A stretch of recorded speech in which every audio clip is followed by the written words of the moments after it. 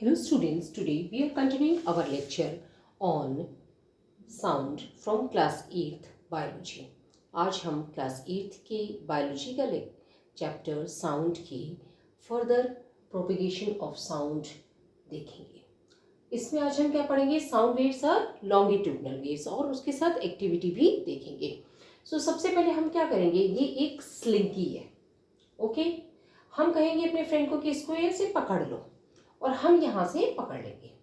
अब हम क्या देखते हैं कि ये जो स्लिंकी है, इसको देखा जाए तो एक शार्प पुश दो फ्रेंड की तरफ, यहाँ से पुश किया फ्रेंड की तरफ, तो आप क्या देखोगे, इसमें कुछ कंप्रेशंस आ जाएंगे, कुछ रेरिफिकेशंस, कुछ कंप्रेशंस। इस तरीके से ये कंप्रेस करने पे हमें शो करेगी, जैसे नीचे मैंने दिखाया है, यहाँ पे इस तरीके से शो करेगी। अब क्या करना है हमें, नेक्स्ट स्टेप में क्या करना है, हमें एक बार बार इसे पुश करना है, पुल करना है, पुश करना है, पुल करना है स्लिंकी को। और उस कंडीशन में क्या होगा कि हमारे पास इस तरह से कंप्रेशंस आ जाएंगे, रेरिफिकेशंस, कंप्रेशंस, रेरिफिकेशंस, कंप्रेशंस, रेरिफिकेशंस, कंप्रेशंस, रेरिफिकेशंस आ जाएंगे इस स्लिंकी के अंदर। अब हम सपोज एक पॉइंट इसमें मार्क कर देते हैं ऐसे, तो हम क्या देखेंगे, ये जो पॉइंट है ये इस तरफ मूव कर रहा है जब हम इस तरफ पुश करें, जब हम पुल करते हैं तो ये अगेन इस तरफ मूव कर जाता है। ओके, तो ये पॉइंट अगेन पुश करने पे इस तरफ, अगेन पुल करने पे इस तरफ, इस तरह से मूव करता है। तो हम क्या करते हैं कि हमने देखा कि इसके मूवमेंट के साथ में ये मूव कर रहा है। और दूसरा जो रीजन है जहाँ पे कि क्या कहते हैं, जो है स्लिंकी है वो थोड़े से टाइटली कॉइल्ड है, तो हम उसे कंप्रेशन कह देंगे। जहाँ पे थोड़े कम कॉइल्स हैं उन्हें हम रेरिफिकेशन कह देंगे। और ये कंप्रेशन और रेरिफिकेशन हमें अल्टरनेटिवली मिल जाएंगे। अब हम क्या देखते हैं कि sound propagates in a medium as a series of compression and rarefaction. जैसे ये स्लिंकी में मूव कर रहा है कंप्रेशन रेरिफिकेशन, उसी तरीके से साउंड है वो एक ट्यूनिंग फोर्क से जब चलती है तो वहां पे कंप्रेशन, रेरिफिकेशन, कंप्रेशन, रेरिफिकेशन, कंप्रेशन और रेरिफिकेशंस होते हैं। ओके, नाउ हम क्या करेंगे कि ये जो स्लिंकी है इसका कंपैरिजन हम साउंड वेव से करेंगे। ठीक है, तो हम क्या देखेंगे कि जो इसके अंदर है जो वेव्स हैं वो लॉन्गिट्यूडनल वेव्स हैं। क्यों है ये लॉन्गिट्यूडनल वेव्स, क्योंकि इसमें क्या है कि जो पार्टिकल अपनी रेस्ट पोजीशन से मूव किया, इसने साथ वाले यहाँ के पार्टिकल को अगेन पुश किया और ये वापस अपनी पोजीशन में आ गया, और ये पार्टिकल फर्दर पुश करेगा नेक्स्ट पार्टिकल को। और इसी तरीके से यहाँ पे साउंड में भी होता है कि ये जो पार्टिकल है ये पास वाले पार्टिकल को पुश करेगा इधर, ये अपने नेक्स्ट पार्टिकल को पुश करेगा ऐसे, और खुद नॉर्मल वे में अपनी वापस रेस्ट पोजीशन में आ जाएगा। तो हमने इसमें क्या देखा है कि इन वेव्स को हम कहते हैं लॉन्गिट्यूडनल वेव्स। क्यों कहते हैं हम लॉन्गिट्यूडनल वेव्स, क्योंकि इसमें जो पार्टिकल है उसके मूवमेंट की डायरेक्शन और जो इसके मूवमेंट की डायरेक्शन जो है वो सेम है। ओके, पार्टिकल ऐसे ऐसे टू एंड फ्रो मोशन में वाइब्रेट करता रहेगा, और ये जो है ये इसमें प्रोपेगेशन आगे होता रहेगा। ओके, अब हमने क्या देखा कि जो पार्टिकल्स का, जो इंडिविजुअल पार्टिकल्स का मूवमेंट है वो उसी डायरेक्शन में है जिस डायरेक्शन में इस का मूवमेंट है। तो हम क्या देख रहे हैं कि जो इसमें डिस्टर्बेंस है वो भी सेम ही डायरेक्शन में मूव कर रहा है, पार्टिकल्स भी सेम डायरेक्शन में मूव कर रहे हैं। अब हम पार्टिकल यहाँ मूव किया वापस अपनी प्लेस पे आ गया, यहाँ मूव किया वापस अपनी प्लेस पे गया। हम देखेंगे कि पार्टिकल यहाँ से लेके कान तक सीधे नहीं जाएगा, वो बेसिकली अपने नेक्स्ट पार्टिकल को पुश करेगा, उसे मोशन में लेकर के आएगा, रेस्ट स्टेज से खुद वापस अपनी प्लेस पे आ जाएगा। अगेन वो जो पार्टिकल जैसे हमने पुश किया वो आगे के पार्टिकल को पुश करेगा। इस तरीके से हम क्या देखेंगे, बेसिकली द पार्टिकल एक जगह से दूसरी जगह नहीं मूव कर रहे हैं, बट वो अपनी प्लेस पे ऐसे ऑसिलेट कर रहे हैं।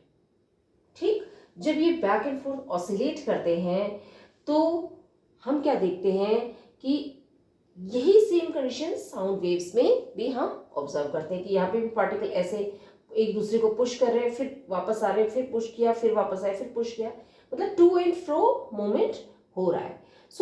यही एग्जैक्ट चीज जो साउंड वेव्स में हो रही है, इसीलिए हम साउंड वेव्स को लॉन्गिट्यूडिनल वेव्स कहते हैं। ओके, बेसिकली पार्टिकल नहीं मूव करते हैं। बेसिकली पार्टिकल्स, पहला पार्टिकल दूसरे को हिट करता है, दूसरा तीसरे को हिट करता है, इस तरह से एक दूसरे को हिट करते जाते हैं। और जो पहला पार्टिकल हिट करता है वो वापस अपनी ओरिजिनल पोजीशन में आता है, और जो सेकेंड पार्टिकल है वो आगे थर्ड पार्टिकल को हिट करेगा, फिर अपनी पोजीशन में आ जाएगा, थर्ड पार्टिकल आगे हिट करेगा। और इस तरीके से हम देखेंगे कि ये जो डायरेक्शन है, ये डायरेक्शन जो पार्टिकल्स की है वो सेम है एज द डिस्टर्बेंस। सो इसलिए हम इन्हें लॉन्गिट्यूडनल वेव्स कहते हैं। हम दोनों को कंपेयर कर सकते हैं, स्लिंकी को और साउंड वेव्स को, दोनों का पैटर्न सेम है।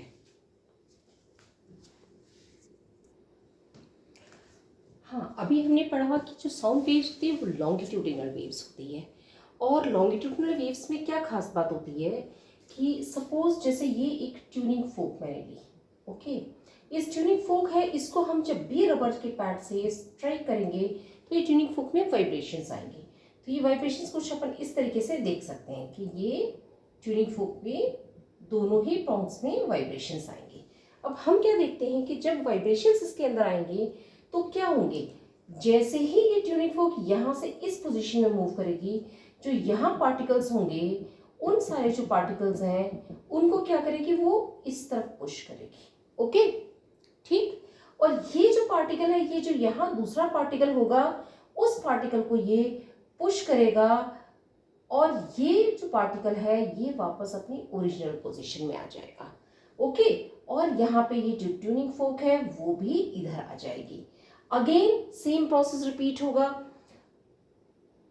अगेन क्या होगा, ये ट्यूनिंग फोक वापस वाइब्रेट होकर इस पोजीशन में आएगी, तो अगेन एक यहाँ से मूव होगी, क्या आते हैं पार्टिकल्स, और ये जो स्ट्राइक करेगी यहाँ पे जो पार्टिकल है उनको, उसको इस तरफ मूव करेगी, वो अपने अगले पार्टिकल को स्ट्राइक करेगा, उसे आगे मूव करेगा, और इस तरह से first second third and so on particles को एक एक करके मूव करते जाएंगे। और ये अगेन वापस इसको पार्टिकल मूव करके ये वापस अपनी पोजीशन में रहेगा, ये अगेन इस तरफ ट्यूनिंग फोक है वो इस तरफ आ जाएगी। तो इस तरीके से हम क्या देखेंगे कि यहाँ पे कुछ एरिया है, वो जैसे ही ट्यूनिंग फोक अपनी इस पोजीशन से इस तरफ मूव करेगी तो यहाँ जो पार्टिकल्स हैं उनकी डेंसिटी बढ़ जाएगी, यानी कि यहाँ पे एक तरीके से हाई प्रेशर जोन क्रिएट हो जाएगा, और इसे हम कहते हैं कंप्रेशन।